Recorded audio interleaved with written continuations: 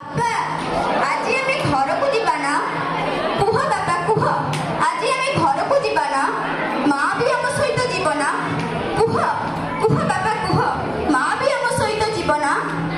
ହେଲେ ଆମେ 2 ଦିନ ରାତିରେ ହବ ଡିନର ମିଶି ଖାଇନି। ଏଥର କିନ୍ତୁ ଖାଇବା। କୁହ ବାପା, ଏଥର କିନ୍ତୁ ଖାଇବା।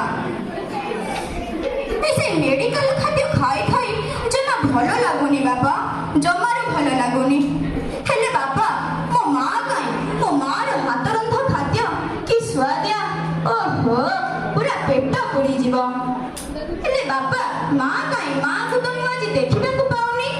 ମୋ ମା କାଇଁ, ମା ମା ମା ମା ମୋ ମା କାଇଁ ବାପା? ବାପା ମୁଁ ତମ ଗୋଡ଼ ଧରୁଛି ବାପା, ମା କାଇଁ? ବାପା ମୁଁ ତମ ଗୋଡ଼ ଧରୁଛି ବାପା, ମା କାଇଁ? ଏ କଣ କରୁଛ ବାପା?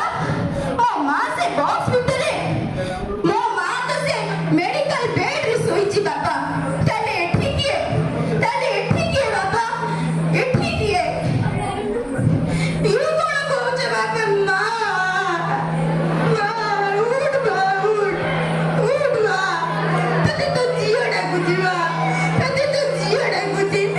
ଥରଟିଏ ତ ମତେ ଚା, ମା ତୁ ଉଠ ମା, ଉଠ, ତତେ ତ ଥରଟିଏ ତ ଚା, ମୁଁ ଝିଅ ଡାକୁଛି ମା।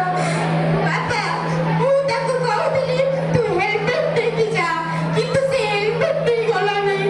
କହିଲା ନା ମୋର ଦରକାର ନାହିଁ। ସେ ତୋରକୁ ସେଉଠୁ ମୋର ସ୍କୁଲ ଟାଇମ ଡେରି ହୋଇଯାଇଥିଲା।